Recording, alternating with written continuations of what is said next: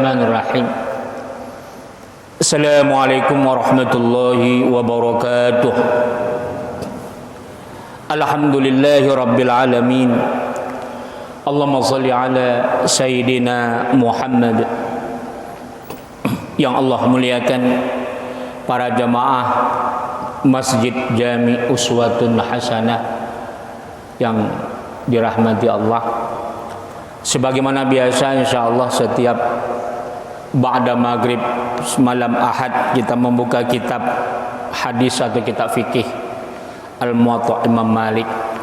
Namun tetap kita mengkomparatifkan 4 mazhab ahlu sunnah wal jamaah, dan kita memakai kawaid dan manhaj mazhab imamuna al-Imam Syafi'i rahimahullah. Mari sama-sama kita membacakan ulumul Quran.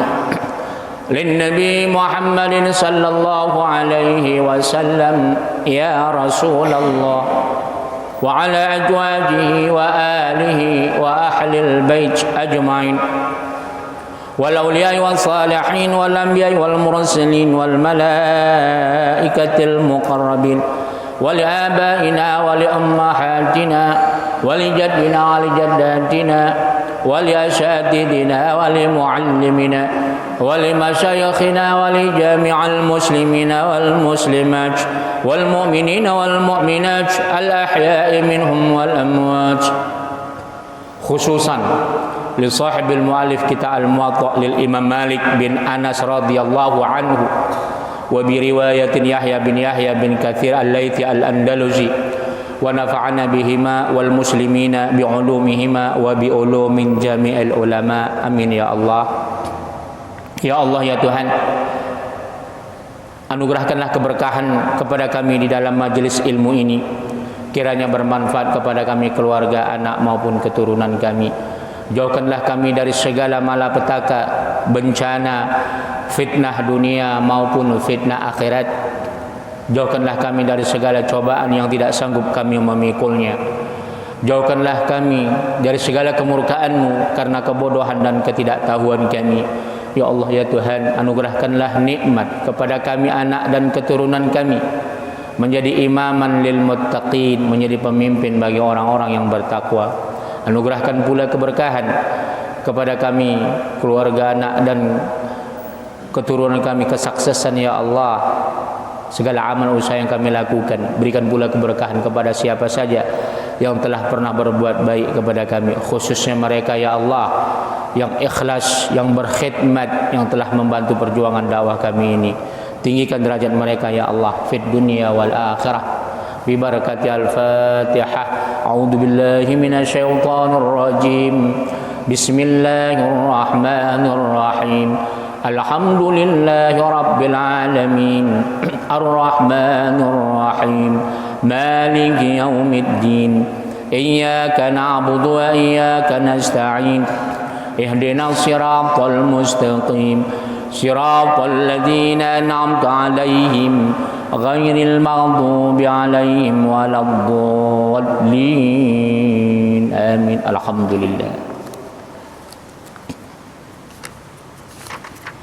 Insyaallah kita akan datang hadis yang ke-586 ya. Kalau kitab yang dipegang jemaah halaman 412 ya. Kemarin kita sudah terakhir tentang masalah apa emas perhiasan atau biji emas atau termasuk permata, intan, berlian, itu diantara yang tidak wajib dijakatin. Sudah kita bahas itu. Yang terakhir kemarin, qala Malik, berkata Imam Malik, man kana indahu tibrun, barang siapa yang dia punya biji besi, biji emas, au halyun min dahabin au fiddah, atau dia punya perhiasan yang terbuat dari emas atau perak, la yuntafa'u bihi lil lubs, jika dia tidak bisa, la yuntafa, dia tidak bermanfaat, digunakan untuk dipakai, fa inna alaihi zakah fi kulli am, asalnya dia perhiasan, asalnya dia tidak kita pakai, kita pakai, tapi setelah itu la yantafi'u bihi lil-labs, ternyata kita simpan, maka fa inna alaihi zakah fi kulli am, tiap tahun wajib dikeluarkan zakatnya. Ini kemarin sudah panjang lebar ya, tapi kita ulang sedikit. Yuzanu fa yukhadu rubu' ushrih, maka diukurlah beratnya itu diambil daripada 2/10-nya, 1/4, 1/10, artinya 2,5% ya dikeluarkan ya. Tapi kalau dia zakat hila, hila, emas yang dijadikan hiasan tidak dikeluarkan zakatnya. Emas yang dipakai istri kita itu enggak dizakatin, kecuali kalau dia la yuntafa'u bihi lilubs. Kalau dia nggak dipakai lagi, karena ada orang banyak dia memang pertamanya untuk hiasan, tapi habis itu simpan untuk jadi barang simpanan, maka dia wajib dikeluarkan zakat. Jadi yang enggak itu yang dipakainya sehari-hari, yang biasa dipakainya. Illa ayanqusa min waznin 20 dinaran ainan au 200 dirhamin, atau umpamanya emasnya tadi yang disimpan tidak mencapai 20 dinar atau 200 dirham, jadi lebih kurang 85 gram emas murni ya. Fa inna qasa min dzalik falaysa fi zakat, kalau kurang katanya dari itu berarti kan enggak sampai dia nisabnya, maka tidak dikeluarkan zakatnya. Wa innama takunu fihi zakatu idza kana innama yumsiku li ghairi lubs. Jadi hanya yang dikeluarkan zakat daripada hila, emas perhiasan tadi itu apabila dia tidak pakai. Apabila dia tidak pakai lagi, dia simpan. Kan banyak sering ibu-ibu perempuan di mana saja, orang Indonesia kah dia, apalagi orang Arab, selalu beli perhiasan. Habis dipakai dia bosan disimpan, beli lagi simpan. Maka yang dipakainya saja yang tidak dikeluarkan zakat, tapi yang dia simpan wajib dikeluarkan zakat ya. Fa amma tibru wal huliyu al maksur. Bagaimana kalau biji emas atau perhiasan yang dipakai ternyata pecah, artinya nggak bisa dipakai lagi. Alladzi yuridu ahlu islahahu wa lubsah, tapi dia kepingin nanti memang dia niat mau diperbaikinya, mau ditempahnya, diperbaikin, mau dipakai lagi, maka fa inna ma huwa bimanzilatil mata alladzi yakunu 'inda ahlihi falaysa 'ala ahli fihi zakatun, maka cukuplah itu sebagai perhiasan yang tidak wajib dikeluarkan zakatnya kalau memang niat dia, kan nggak dipakai itu, kan yang tidak wajib zakat kan yang dipakai, ternyata pecah, patah, nggak dipakai itu. Apakah dia termasuk emas yang disimpan? Enggak. Kalau memang niatnya atau niat suaminya, di sini keluarga disebut ya. Kalau dia punya anak, mungkin niat ayahnya, ibunya mau perbaikin. Kalau punya istrinya, boleh jadi niat suaminya gitu. Kalau dia punya niat memang itu untuk dipakai lagi, maka tidak dikeluarkan zakatnya. Tapi kalau ternyata itu untuk disimpan, jadi emas simpanan, maka wajib dikeluarkan zakatnya. Tapi menurut ulama mutakhirin, sebagaimana yang pernah kita angkat Syekh Qaradawi di dalam kitab Fiqh Zakat. Jadi Syekh Qaradawi disertasi doktornya di Al-Azhar itu judulnya Fiqh Zakat, fikih tentang zakat, komlut, dan diizinkan untuk dicetak, saking bagus isinya. Dan itu sudah terkenal di seluruh dunia. Itu dia mengambil pendapat ulama modern untuk kehati-hatian seorang istri yang punya perhiasan juga sebaiknya dikeluarkan zakatnya. Karena mungkin beda kan budaya Arab dengan Indonesia. Kalau Indonesia mungkin kecil-kecil emas perhiasannya, tapi sekarang saya lihat enggak juga, gede-gede juga kan. Ada juga yang 1 kilo di lehernya. Orang Indonesia ada juga itu. Jadi kalau orang Arab kan gede-gede. Jadi Katanya tetap wajib dikeluarkan zakatnya. Namun hukum asal enggak ya. Hukum asal tidak wajib. Kita masuk sekarang. Halaman 412 hadis yang ke-586. Babun zakatu amwalil yatama wa tijaratu lahum fiha. Bab mengenai zakat harta anak yatim dan bagaimana mendagangkan, membisniskan, menginvestasikan harta anak yatim.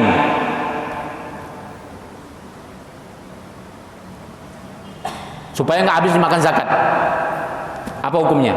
Haddatsani Yahya an Malik, diceritakan kepadaku oleh Yahya an Malik dari Malik annahu balaghahu, sesungguhnya dia menyampaikan kepadanya anna Umar ibn al-Khattab, sesungguhnya Umar bin Khattab berkata, ittajiru fi amwalil yatama la ta'kuluha az-zakatu. Maka kamu bisniskanlah harta-harta anak yatim, jangan sampai hartanya itu termakan habis kena zakat. Jadi kan anak yatim belum balik nggak wajib zakat ya kan. Tapi kalau laki-laki kan banyak belum balik masih sekolah dia, udah balik masih sekolah ya kan. Udah balik dia masih sekolah. Sekarang kan anak laki-laki kuliah saja berapa? Umur 21, 22. Jadi kalau dia kaya, maka siapa yang menjaganya? Boleh yang menjaganya itu menginvestasikannya. Atau kalau umpamanya yang menjaga, kalau di Indonesia umpamanya yayasan, tapi berat ya. Mencari yayasan yang amanah memegang harta anak yatim ini berat. Cuma kita bicara hukum asal. Hukum asalnya menurut agama Islam boleh harta anak yatim itu diinvestasikan supaya dia jangan apa? Jadi supaya jangan habis dimakan zakat. Dia umpamanya ditinggalkan orang tuanya 100 juta. Diinvestasikanlah, tapi hati-hati menginvestasikannya. Hati-hati, jangan sampai ternyata kita menginvestasikan kepada orang yang nggak amanah, sudah bangkrut, nggak mau ganti rugi umpamanya, kan lari dia. Carilah orang yang amanah. Jadi hukum asalnya boleh ya. Jadi artinya di sini orang yang miskin atau orang kaya yang terlantar penting berbisnis. Jadi dari hadis ini menunjukkan Islam itu mengajarkan kita untuk berbisnis. Jangan sampai susah. Jangan sampai anak kita, keturunan kita orang yang susah. Atau bisnis. Kemudian hadis yang ke-587, wa haddatsani an Malik, diceritakan kepadaku dari Malik an Abdurrahman, bersumber daripada Abdurrahman bin Qasim, anak Al-Qasim, an abihi, dari ayahnya, annahu qala, sesungguhnya dia berkata, kana Aisyah talini awa akhanli. Jadi istri Rasulullah Sayyidatu Aisyah itu ternyata memelihara aku dan saudaraku yatimain, kami dua itu anak yatim, fi hijriha, di dalam pengasuhannya. Jadi ternyata Sayyidatu Aisyah punya memelihara anak yatim. Fakanat tukhraju min amwalina az-zakata. Beliau Sayyidatu Aisyah mengeluarkan zakat harta kami. Nah, jadi di sini berarti kalau anak yatim yang apa? Yang kaya ya, maka dia wajib mengeluarkan zakatnya. Dan wajib dikeluarkan siapa yang menjaganya. Berarti yang menjaga itu bertanggung jawab untuk mengeluarkan zakat. Boleh. Dari hadis ini juga, sedangkan orang lain saja boleh dikeluarkan hartanya untuk kewajiban zakat. Artinya anak yatim saja. Bayangkan tuh, harta anak yatim ini. Apalagi yang bukan yatim. Mana tahu ada tetangga kita yang kaya. Bayangkan anak yatim saja Rasulullah Shallallahu Alaihi Wasallam suruh keluarkan zakatnya. Apalagi orang kaya. Ini maksudnya anak yatim kaya, tapi artinya anak yatim yang belum mampu mengelola uangnya. Itu saja disuruh wajib keluarkan zakatnya, apatah lagi orang kaya. Dan ini orang lain. Maka kita orang lain pun boleh. Makanya dalam Quran itu khudh min amwalihim shadaqatan tutahhiruha wa tuzakkiha biha wa tuzakkihim biha. Artinya khudh min amwalihim itu fi'il amar. Kau ambillah dari mereka, dari harta mereka. Artinya engkau boleh. Jadi kalau ada orang kaya tetangga bapak boleh ditegur, Pak, udah keluar nggak zakat tahun ini? Boleh kalau zakat. Jadi banyak sekarang ini di medsos, kalau kita menasihati zakat, Pak, itu banyak orang-orang Indonesia sinis menjawabnya. Lu terlalu sibuk ngurusin harta orang, lu sendiri belum tentu bayar zakat. Itu kita digituin, Pak. Contoh kita menasihati pejabat, kan banyak kan jenderal-jenderal sekarang ini hartanya ratusan miliar. Mereka kita tegur, itu harta dari mana? Harta segitu sudah nggak dikeluarkan zakatnya? Udah. Banyak orang-orang awam Indonesia ini mengkritik orang-orang yang menasihatin itu. Lu ngapain ngurus harta orang, katanya. Jadi zakat itu nggak ada istilah kita mengurus zakat orang, itu wajib. Udah, nanti akan sampai di hadis yang akan datang ini. Menurut Imam Syafi'i dan Imam Malik, orang kaya yang mati belum sempat dia keluarkan zakatnya, wajib keluarganya mengeluarkan zakatnya, hutangnya. Bahkan tidak boleh dia bayar wasiatnya sebelum dia bayar hutang zakatnya. Udah. Kalau menurut Imam Hanafi dan Imam Ahmad bin Hanbal, dia karena sudah meninggal tak wajib mengeluarkan zakat lagi ahli warisnya. Tapi berdosa kalau dia sengaja tidak mau mengeluarkan zakatnya. Dia pikul dosanya dunia akhirat. Mana mau pilih? Jadi pendapat yang kuat menurut jumhur ulama, pendapat Imam Syafi'i dan pendapat Imam Malik, orang kaya yang mati apabila belum bayar zakat, berapa tahun dia nggak mengeluarkan zakat? Setahun, 2 tahun, 3 tahun? Ditanya. Dia ternyata punya wasiat, bayar dulu zakatnya baru wasiatnya tunaikan.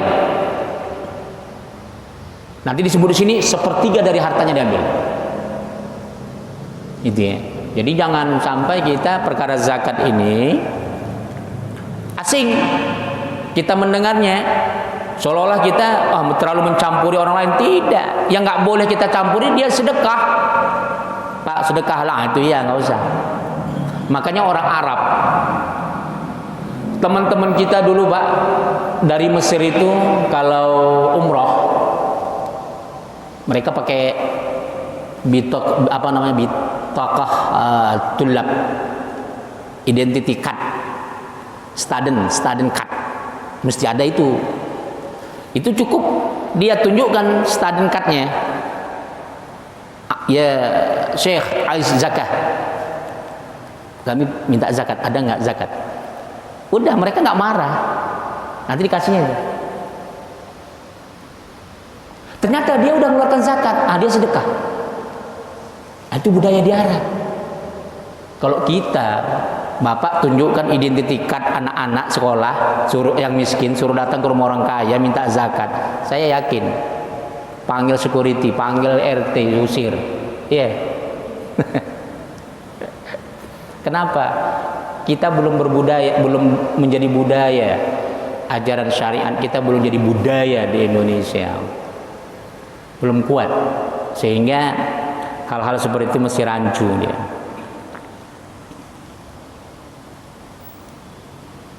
Kita teruskan. Wa haddatsani an Malik annahu balaghahu anna Aisyah zawjan Nabi sallallahu alaihi wasallam kanat tu'ti amwal al-yatama alladziina fi hajriha man yattajiru lahum fiha. Diceritakan kepadaku dari Malik, sesungguhnya dia menyampaikannya bahwasanya istri daripada baginda Nabi Muhammad sallallahu alaihi wasallam, ibunda kita Sayyidatu Aisyah, kanat, beliau memberi harta anak yatim kepada orang-orang siapa? Min hajriha, yang mengasuhnya. Jadi ada anak yatim orang kaya yang ngasuh ternyata orang miskin. Jadi zakatnya itu boleh untuk yang mengasuhnya.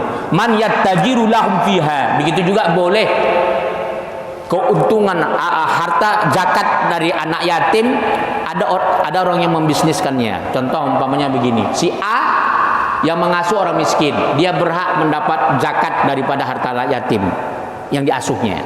Kemudian si B, dia tidak mengasuh tapi dia membisniskan, dia miskin nih, tapi dia bisniskan itu harta anak yatim, makin berkembang, bagus, maka dia boleh menerima zakat daripada harta anak yatim di samping upah ya, di samping gaji, lain daripada gaji. Ya, jangan sampai dibalik. Karena gini, ada teman saya direktur perusahaan, punya pegawainya miskin. Dia ngomong sama saya, Ustadz, saya zakat saya nggak kemana-mana kepada pegawai saya karena pegawai saya orangnya miskin. Oh bagus lah, bagus. Ternyata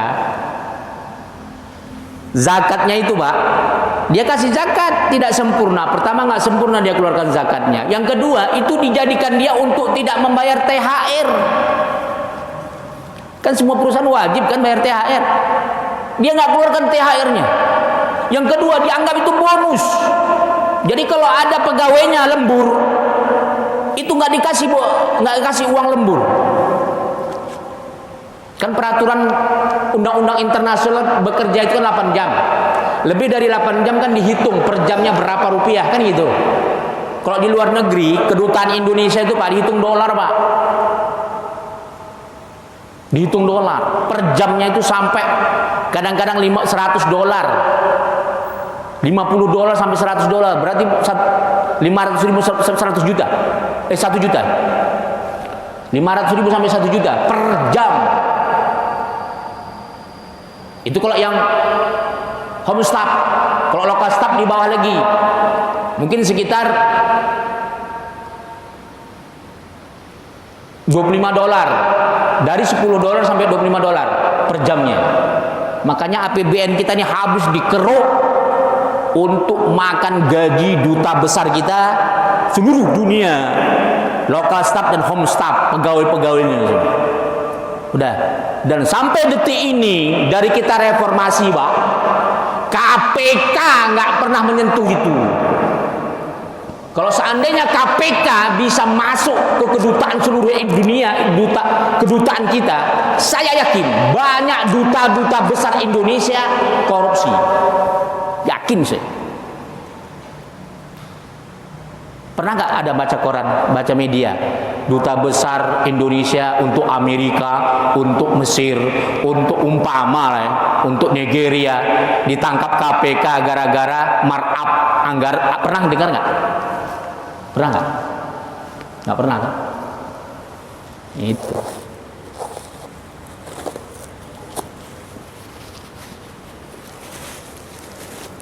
Jadi APBN kita habis itu terkuras itu berapa triliun per tahun untuk gaji mereka.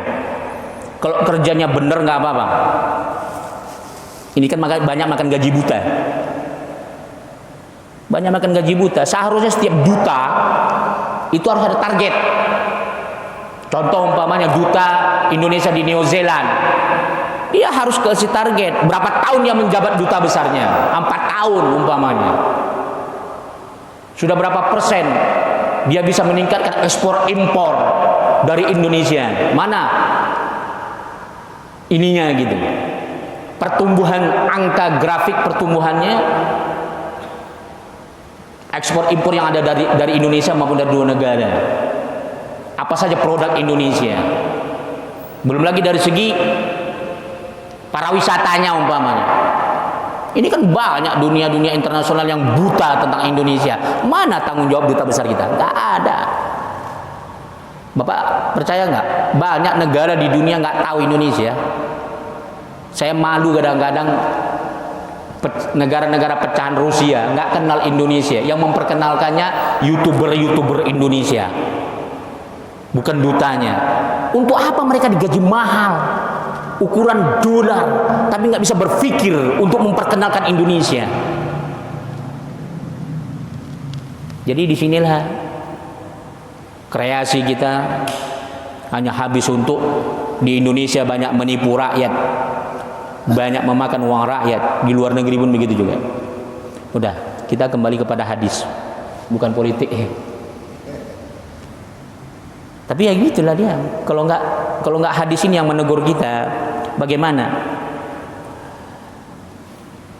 Kemudian hadis yang ke-589, haddatsani an Malik, diceritakan kepadaku dari Malik an Yahya bin Sa'id, bersumber dari Yahya an Sa'id, annahu ishtara li bani akhihi, sungguhnya dia membeli untuk anak saudaranya, yatama fi hajrihi, anak yatim di dalam tanggungannya, malan, hartanya, fa bai'a dzalikal malu, kemudian dia itu menjualnya harta daripada harta anak yatim tadi. Tapi dijual di sini bukan menjual mengambil ya, tapi membisniskannya.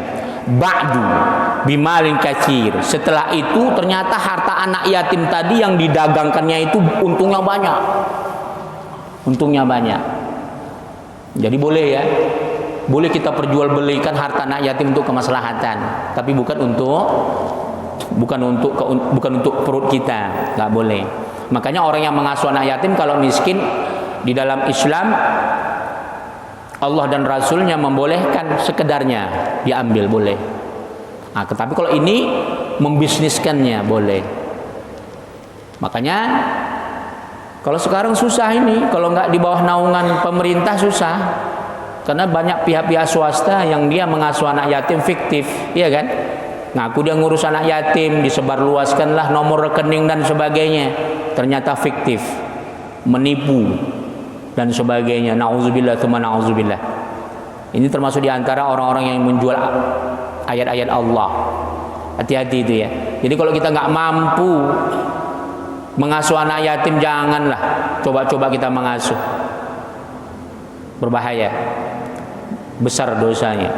Terakhir, qala Malik la ba'sa bitijara fi amwalil yatama lahum.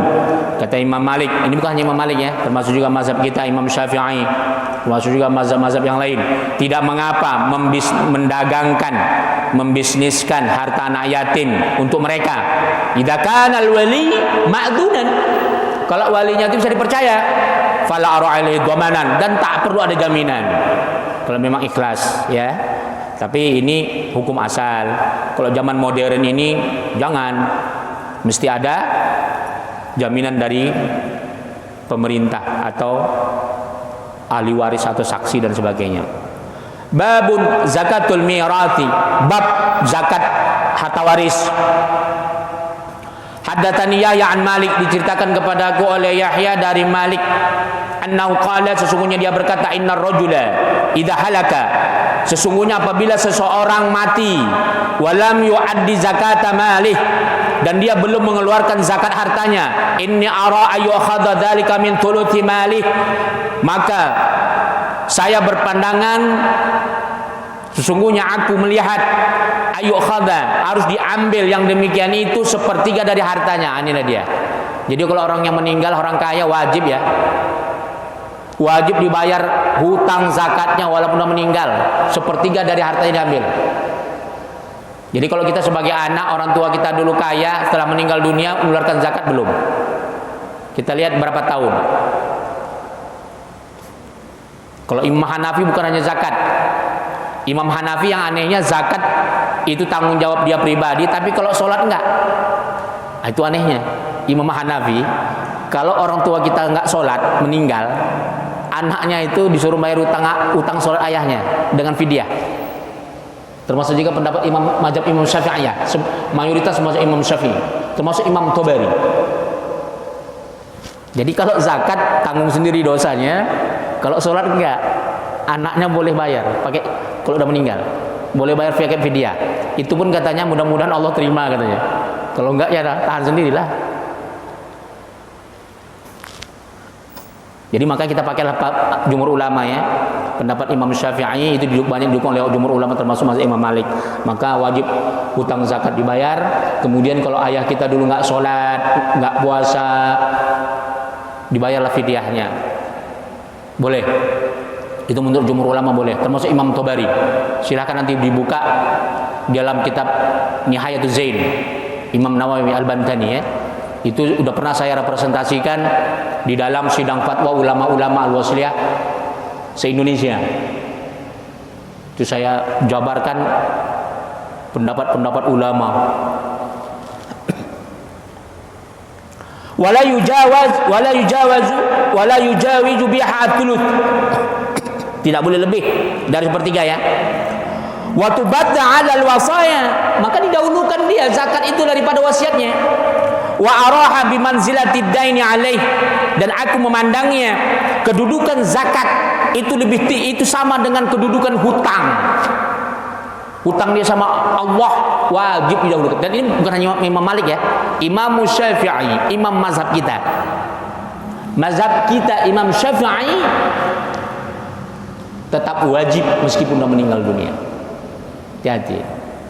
Falidzalika, yang maka yang demikian ra'aitu an tubadda 'alal wasaya, maka yang demikian itu aku melihat, kata Imam Malik termasuk Imam Syafi'i, wajib didahulukan hutang zakatnya daripada wasiatnya ya. Qala wa dzalika idza awsa bihal mayyit, dia berkata yang demikian itu apabila ternyata ada wasiat dari mayit, ahli mayit. Qala, dia berkata fa illam yusi bidzalikal mayit fa fa'ala dzalika ahlu. Ternyata enggak ada wasiat dari ayahnya, meninggal ayahnya, udah enggak perlu mesti ada wasiat. Keluarga yang ditinggalkan anaknya wajib keluarkan zakat ayahnya.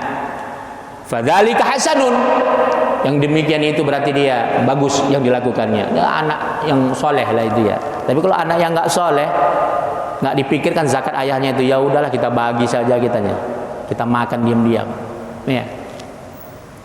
Wa illam yaf'al dzalika ahlu lam yalzamhum dzalik, kalau nggak dilakukan maka katanya apa, tidak wajib bagi mereka yang demikian itu. Artinya apa, ya sudah ditanggunglah dosanya oleh ayahnya kalau keluarganya tidak membayarnya, anaknya tidak mau membayar hutang zakat kepada Allah, maka ahlul mayit itulah ayahnya menanggung dosanya. Nauzubillah tsumma nauzubillah. Qala wa sunnatu indana, berkata Imam Malik, yang sunnah menurut pendapat kami, allati la khilafa biha, maka tidak ada perbedaan pendapat di situ. Annahu la yajibu ala warithin zakatun, sesungguhnya tidak wajib orang yang ahli waris yang mendapat harta waris zakat. Contoh bapak sudah meninggal, orang tua dapat harta zakat, harta waris yang bapak pegang itu ternyata 1 miliar, tidak wajib zakat harta waris, kecuali kecuali nanti sudah sampai 1 tahun, sudah bapak olah sampai haulnya 1 tahun dan sudah mencukupi nisab, baru keluarkan zakatnya. Tapi ketika kita dapat, tidak wajib dikeluarkan zakatnya dulu ya. Kita teruskan dulu, bimalin warithati fiddain. Begitu juga harta yang diwariskan, sama ada dia itu hutangnya, wala aradin, begitu juga tanah, wala dar rumah, wala abdin, hambanya, wala walidatin, begitu juga ya keluarganya, hatta yahula, kecuali sampai 1 haul, ala thamanin mamba min dzalik. Seandainya harta waris itu dijual, ternyata hartanya itu mencukupi haulnya, mencukupi nisab dan sampai 1 tahun ya, awik tada al haul, maka ketika sudah mencapai 1 haul min yauma ba'ahu wa qabdahu, harta yang dia terima dari harta waris tadi ternyata dia jual. Tapi kalau belum dijual, kalau masih berbentuk tanah, tak wajib zakat ya. Ternyata dia jual. Setelah dia jual itu rumahnya, sudah 10 tahun meninggal ayahnya, 20 tahun ayahnya meninggal, dia jual itu rumahnya, dapat 1 miliar. Maka apabila sudah mencapai sehaulnya, nisabnya udah lebih ya, kalau 1 miliar maka wajib dikeluarkan zakatnya. Wa qala Malik, berkata Imam Al-Sunnatu indana annahu la tajibu 'ala warithin. Sunnah menurut pendapat kita, katanya bahwasanya tidak diwajibkan bagi ala warithin, yang mewarisi, fi mali warithah, terhadap harta yang diwarisin zakat. Jadi harta waris tidak dizakati terkecuali kalau dia sudah dijual dan mencapai haulnya dan nisabnya. Hatta yahula 'alaihil haul, gitu ya. Kecuali sampai haulnya maka wajib dikeluarkan zakat. Wallahu taala alam bisawab. Insyaallah akan datang bab zakat hutang. Itu insyaallah akan datang ya. Silakan kalau ada pertanyaan. Fadhal.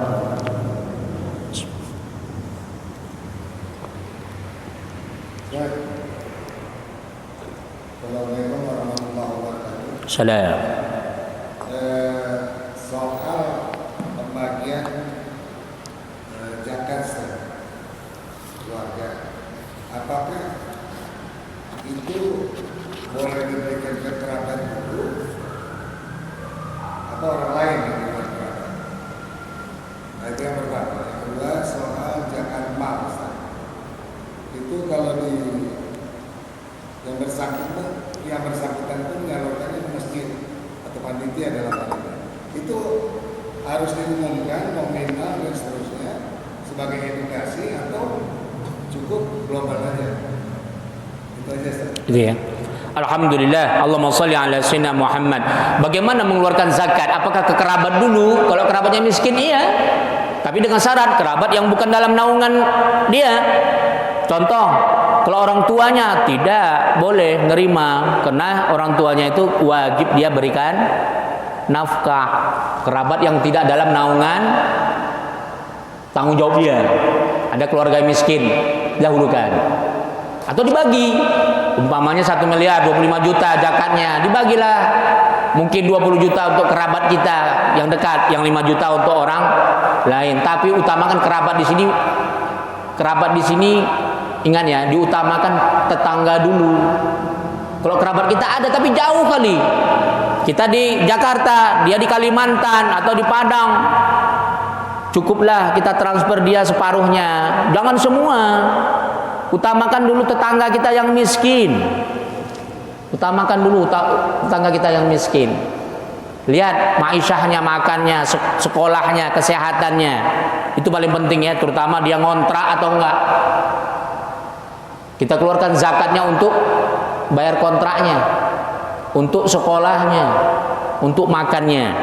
Itu dia ya. Kemudian orang mengeluarkan zakat di masjid, apakah harus diumumkan? Mana sebaiknya? Sunnah hukumnya mengiklankan perkara yang wajib. Bapak kemana Pak? Saya mau sholat berjemaah. Ayo kita sholat berjemaah. Kemana ke masjid? Apa hukumnya? Sunnah, bukan riya ya. Perkara yang wajib diiklankan sunnah. Cuman bukan sementang sunnah. Oh ini ustadznya bilang sunnah. Tiap hari, oh saya sholat berjemaah ini ke masjid. Tiap hari disebutnya. Saya bercatat, suatu RT diomonginnya dia ngeluarin zakat. Jangan, bukan gitu maksudnya. Jadi kalau ada orang ngeluarin zakat, sunnah hukumnya diumumkan ya. Ini sudah bertahun-tahun saya terangkan, ini terdapat dalam kitab tafsir Jalalain, bahkan di dalam kitab-kitab yang lain. Sepakat ulama, perkara yang wajib mustahabbah lil i'lan, sunnah diiklankan. Kemudian supaya jangan ada kecurangan, udah wakaf saja Pak, yang sunnah bisa jatuh wajib diiklankan. Kalau enggak, banyak wakaf diselewengkan. Kalau kita diam-diam saja mewakafkan sesuatu, banyak diselewengkan, terutama yang menyelewengkan itu ahli waris kita, anak keturunan kita. Ya, berapa banyak di Jakarta kuburan dijual, wakaf masjid dijadikan pribadi dan sebagainya. Beda, itu ya. Jadi perkara yang wajib hukumnya sunnah diiklankan. Wallahu taala alam bisawab. Udah azan ya? Belum, silakan ada pertanyaan. Silakan kalau ada pertanyaan.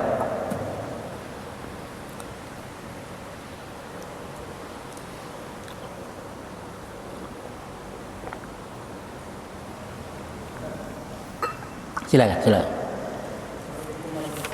Salam.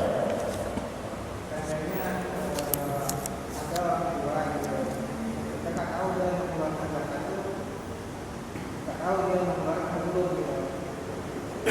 Karena uangnya PAU gitu. Nah itu dan yang sudah mengeluarkan berapa tahunnya itu kan kita juga nggak tahu uangnya itu untuk PAU itu kapan gitu kan. Nah, itu gimana Ustaz? Jadi, nah, alhamdulillah Allahumma sholli ala sayyidina Muhammad, umpamanya ada orang nitipin uang sama kita kan itu. Dia percayakan sama kita nyimpan uangnya, dia nabung tiap bulan sekian ratus juta, ternyata mencapai 1 miliar. Tapi kita nggak tahu dia mengeluarkan zakat atau belum. Kita tanya, kita harus tanya dia. Nggak boleh kita diamkan uangnya sama kita. Harus kita tanya dia, Pak, ini uang Bapak di sini kayaknya sudah mencapai 1 haul. Haul itu dihitung dari bulan Hijriah ya. Ini kan sekarang Muharram. Dihitung dari Muharram. Tapi tergantung dia mengeluarkannya kapan. Kalau dia mengeluarkannya Ramadan, dia mengeluarkan zakat mal Ramadan, maka dihitung Ramadan. Ramadan akan datang ditanya, Pak, atau enggak, jangan nunggu haul. Supaya jangan lupa dia, Pak, ini uang Bapak banyak kali ini, udah ada 1 miliar. Nanti kalau mengeluarkan 25 juta sekaligus, mahal, berat kali. Macam mana kalau dicicil? Kita keluarkan ya zakatnya setiap bulan 1 juta umpama. Diingatkan. Iya. Orang tua kandung.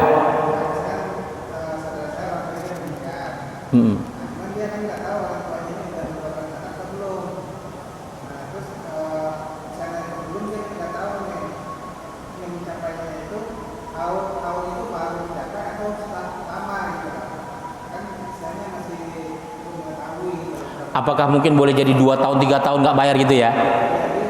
Iya. Kalau anaknya nggak tahu, saya kira anaknya bisa paham kebiasaan orang tua kita. Kita tahu orang tua kita bakhil atau enggak, kita tahu itu. Iya. Kita akan tahu orang tua kita itu mau suka bersedekah atau enggak. Biasanya orang tua itu dia akan pernah bercerita dia mengeluarkan zakat atau enggak. Tanya kawan akrabnya, tanya saudaranya. Kalau ternyata setiap dia tanya tidak ada informasi tentang zakat, timbul keraguan. Dan saya selama hidup, kata anaknya, saya rasakan ayah saya nggak pernah bercerita tentang zakat. Tidak pernah bersedekah. Kalaupun bersedekah, uangnya 1 miliar, paling-paling sedekah 5.000, 100.000, itu saja yang sering saya lihat. Maka kebijakan anaknya, keluarkan zakat ayahnya, supaya untuk menyelamatkan ayahnya. Kalau masih hidup ibunya, tanya ibunya. Ternyata telah meninggal dua-dua. Saya yakin seorang anak akan tahu macam mana perangai sifat kedua orang tuanya. Apakah orang tuanya bakhil atau kedekut? Ya, pilih antara dua. Bukan milih, bukan milih orang tuanya rajin sedekah atau enggak. Kita bisa tahu itu. Maka kalau kita yakini ayah kita bakhil, ibu kita kedekut, maka keluarkanlah zakatnya. Ya mungkin, ini kayaknya 20 tahun nggak ngeluarin zakat. Mungkin ya udahlah, dosa orang tua kita lah kan, kita bayar aja setahun aja. Tapi kalau kita bayar 20 tahun habis harta waris ya kan. Kita cicil, sebagai anak kita cicil. Kita bayar setahun dulu. Nanti kalau kita ada rezeki, sedekah kita, ya Allah, inilah niat untuk orang tua saya dulu semasa hidup. Bakhil kali ya Allah. Aku sedekahkan 1 juta ya Allah untuk mencicil hutang zakatnya. Ya, kita niatkan.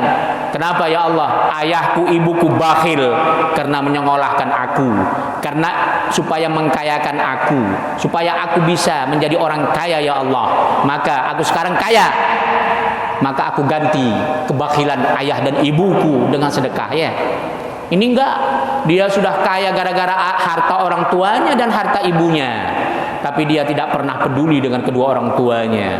Apakah disiksa? Apakah ayahnya dan ibunya selamat dari api neraka? Wallahu taala alam bishawab.